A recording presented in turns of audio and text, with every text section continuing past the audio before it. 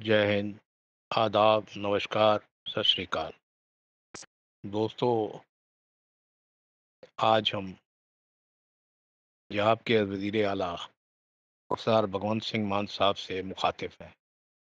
आज हम उनसे सीधी बात करेंगे, उनका नाम लेकर बात करेंगे, क्योंकि हमारी बात में कोई छुपा हुआ मकसद नहीं है, कोई हिडन मैसेज नहीं है, सिर्फ़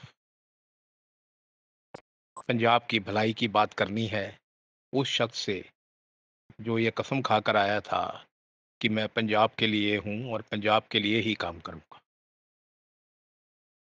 सवाल ये पैदा होता है कि हमें क्या पड़ी है ये सब करने की? बिल्कुल पड़ी है साहब, बिल्कुल पड़ी है, क्योंकि हमें ये हक हमारे वालिद यानी हमारे फ़ादर ने दिया है। उन्होंने इस देश के लिए, इस पंजाब के लिए अपना खून बहाया है।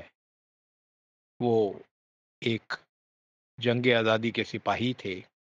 नेचुरली उनका खून मेरे में है, तो वो खून तो एक फ्रीडम फाइटर का खून है। तो वो देश की बात करेगा, मुल्क की बात करेगा, खुशहाली की बात करेगा, ज़ुल्म की बात करेगा कि ज़ुल्म ख़त्म हो, इसकी बात करेगा।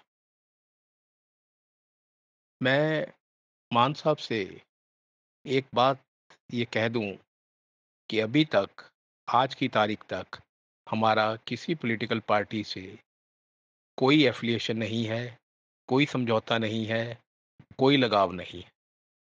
हमारा लगाव अपने देश से है, अपने पंजाब से है, अपने वतन से है, अपने वतन के लोगों से है, 3.5 करोड़ के करीब पंजाबियों से है। मान साहब, तकरीबन पौने 3 साल हो गए आपको पंजाब का चीफ सीएम बने, वज़ीर आला बने। क्या लोगों ने सोचकर बनाया था? क्या लोगों की उम्मीदें थी? क्या लोगों की तवक्कुआत थी? ये कहना अब लाज़मी नहीं होता, ये वक़्त की बर्बादी होगी कि सारा पंजाब जानता है कि एक उम्मीद थी, एक किरण थी, एक सबको लगता था कि कुछ ना कुछ पुरानी पार्टियों से, पुराने नेताओं से, झूठ से हमें निजात मिलेगा। लेकिन पौने 3 साल आप देख लीजिए, बुरा मत मानिएगा, क्योंकि मेरे जैसा कोई एक आधा ही आदमी होगा जो आपसे सीधी बात करेगा और सच्ची बात करेगा। तमाम उम्र गालिब इस ख़्याल में रहा, तमाम उम्र गालिब इस ख़्याल में रहा, धूल चेहरे पर जमी थी और आईना साफ़ करता रहा। तो आईना मत साफ़ कीजिए मान साहब, अपना चेहरा साफ़ कीजिए। आपके चेहरे पर बहुत धूल है, आपके चेहरे पर धूल अच्छी नहीं लगती। आप अपने आप को भगत सिंह का वंशज कहते हो, भगत सिंह का डिसिप का शिष्य कहते हो, भगत सिंह के उद्देश्यों पर चलने वाला इंसान कहते हो। हो सकता है आप हो भी, मैं इससे इनकार नहीं करता, क्योंकि उस राह पर चलना कोई आसान बात नहीं है, बहुत कठिन मार्ग है। आपने पौने 3 साल में अगर कोई बहुत अच्छा काम नहीं किया, तो मैं ये भी कहूँगा कि बहुत बुरा काम भी नहीं किया। ये ज़रूर कहूँगा कि आपने पौने 3 साल बस गुज़ार दिए, गुज़ारने के हिसाब के साथ गुज़ार। आपने कोई सीरियस कोशिश नहीं की कि पंजाब का कोई भला कर सके। फ्री बिजली दी, उससे देख लीजिए क्या हाल हो रहा है सारे सूबे में। आपका रेवेन्यू बढ़ गया, आपकी एक्साइज़ कलेक्शन बढ़ गई, आपका वैट बढ़ गया, लेकिन सूबा फिर भी कर्ज़ में डूबता जा रहा है। उसकी 2 वजह है, एक फ्री बिजली, डोमेस्टिक फ्री बिजली। एग्रीकल्चर भी गलत है, एक पर्टिकुलर स्टेज से आगे। चलिए उसकी तो बात नहीं करेंगे, एक डोमेस्टिक बिजली ज़रूर कारण है। आपके काउंटर पार्ट से आपने कुछ नहीं सीखा, सुक्खू साहब से, हिमाचल के वज़ीर आला साहब से, उन्होंने भी आपकी तरह आकर ये बेवकूफ़ी की थी, लेकिन उनको बहुत जल्दी पता लग गया कि इससे कुछ होने वाला नहीं, सूबा डूब जाएगा।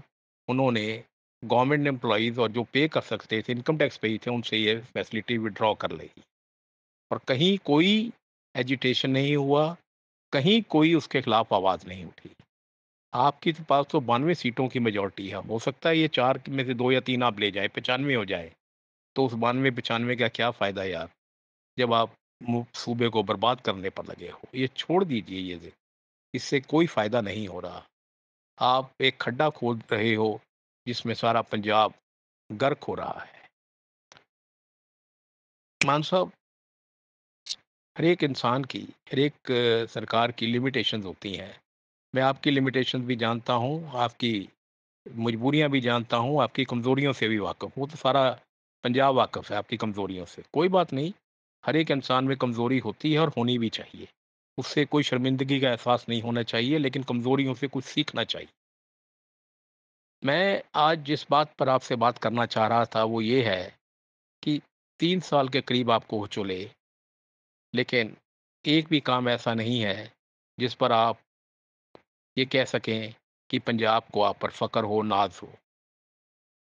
बात बनती है सिर्फ़ काम से, जोक से नहीं बनती, नारों से नहीं बनती, ये जो आप ठठाते लगाते हो, इनसे भी नहीं बनती। लोग प्रकाश सिंह बादल को आज क्यों याद रखते हैं? हर एक एम्प्लॉयी, चाहे वो कांग्रेस माइंडेड था, चाहे वो मार्क्सिस्ट था, चाहे वो अकाली था, चाहे वो जनसंघ से था, वो ये कहता है कि प्रकाश सिंह बादल ही था, जो एम्प्लॉइज़ को एरियर देता था, पे स्केल देता था, डीए देता था। और फिर प्रकाश सिंह बादल साहब को इसलिए भी याद रखा जाता है कि सड़कों का जाल बिछाया, फोकल पॉइंट्स का कंसेप्ट लेकर आए और उन्होंने मंडी बोर्ड का गठन भी किया, गाँवों की भलाई के लिए। प्रताप सिंह कैरों को इसलिए याद किया जाता है कि उन्होंने चंडीगढ़ बनाया, पीजीआई बनाई, भाखड़ा डैम बनाया। ये अलग बात है, दोनों के बच्चों ने आकर उनका बेड़ा गर्क कर दिया, लेकिन लोग उनके अच्छे कामों के लिए उन्हें याद रखें। आपका एक काम भी नहीं है, जिससे आपको याद रखा जाए। 100 गाड़ियों, 80 गाड़ियों में घूमना आपको अच्छा लग सकता है, लेकिन जनता को अच्छा नहीं लग सकता। इश्तिहारों पर 1200 करोड़ रुपए खर्च करना आपको अच्छा लग सकता है, आपकी जनता को अच्छा नहीं लगेगा। जिस दिन आप सत्ता से हट जाएँगे, तब देखिएगा आपका क्या हाल होगा। लोग आपसे नफ़रत करने लगे हैं, मैं सच कह रहा हूँ। मैं आपका बुरा नहीं चाहता, आपसे 1-2 बार बहुत थोड़ी-थोड़ी देर के लिए मिला हूँ। मैं जानता हूँ किसी कोने में आपके दिल के एक अच्छा इंसान छुपा हुआ है। मैं आपसे सिर्फ़ एक बात कहना चाहता हूँ, वो ये है कि आप अभी भी 2 साल में एक काम कीजिए, एजुकेशन सेक्टर, स्कूल्स कैडर को स्ट्रेंथन कर जाइए। दोबारा आप सीएम नहीं बनेंगे, ये मेरे से लिखवा लीजिए, चाहे आप किसी पार्टी में भी चले जाएँ। आप दोबारा आम आदमी पार्टी से एमपी भी नहीं बनेंगे, ये भी लिखवा लीजिए। आप एक टीचर की औलाद हैं, एक मास्टर की औलाद हैं, आपके अंदर वो टीचर का जज़्बा होना चाहिए। आप कसम खाइए आज से मेरी बात सुनकर, कहीं न कहीं जो आपके चमचे, जो आपके वर्कर ये मेरी बात सुने, तो आप तक ये वीडियो ज़रूर पहुँचाएँ, क्योंकि आपकी भलाई के लिए है, पंजाब की भलाई के लिए है। अगर एजुकेशन सेक्टर हमारा, प्राइमरी स्कूल सेक्टर ही इम्प्रूव हो जाए, तो पंजाब का भला हो जाए। आप यकीनी बनाइए कि कोई भी टीचर एजिटेशन ना करे। आप ह जो जैसे ईटीटी है, कंप्यूटर वाले हैं, ड्राइंग है, फिज़िकल वाले हैं, सबसे बात कीजिए यार, कितनी बड़ी बात है, क्यों नहीं ये मसले हल हो सकते? टीचर्स टीचर्स का मसला हल कीजिए, स्कूलों में बेसिक मैं आपके स्कूल ऑफ एमिनेंस की बात नहीं करूँगा, वो तो बकवास आप भी जानते हो। वो तो एक लिफ़ाफ़ा है, एक शोशेबाज़ी है, उससे किसी का फ़ायदा नहीं हो रहा, उससे नुकसान बिल्कुल हो रहा है। हरजोत बैंस तो ख़ैर बेचारा, उसको तो क्या कहना है, वो तो जो आपका जो मफलर मैन है, जो कहता है वो सभी करते हैं। आप भी तो एक कबूतर की तरह हो गए जिसके पंख काट दिए गए हैं। कोने में आप दुबके पड़े हैं, आपके हाथ भी कुछ नहीं है। लेकिन कम से कम एक मास्टर का बेटा होने के नाते, एक टीचर की औलाद होने के नाते, उस खून का हक तो अदा करके जाइए यार। स्कूल कैडर की सारी डिमांड्स, सारी प्रॉब्लम हल कर दीजिए। लोग आने वाले वक़्तों में ये कहेंगे कि भगवंत मान एक ऐसा चीफ मिनिस्टर आया पंजाब में, जिसने स्कूल कैडर की सारी प्रॉब्लम्स, टीचर की, स्टूडेंट्स की, बिल्डिंग की, इंफ्रास्ट्रक्चर की हल की। ये नारों पे मत जाइए, ये नारों पे मत जाइए। ये नारे पंजाब को कहीं नहीं लेके जाएँगे। स्कूल ऑफ एमिनेंस कहीं नहीं लेके जाएगा। सिर्फ़ आप उस पे एक मेरी एक छोटी-सी सजेशन मैं फिर से कह रहा हूँ, ऑनेस्टली कसम खा लीजिए इस पर काम करें, 2 साल इस पर ही काम कीजिए, बाकी जो आप कर रहे हैं वो करते रहिए, क्योंकि आपके पास है ही नहीं कुछ करने को, जो हो रहा है वो तो दिल्ली के इशारे से हो रहा है। आप अपने मफलर मैन को कहिए कि मेरे को सिर्फ़ एक काम करने दें आपकी मर्ज़ी से, आपकी आत्मा अगर ज़िंदा है उस आत्मा की आवाज़ सुने वो, कि मैं सिर्फ़ स्कूल कैडर इम्प्रूव करना चाहता हूँ।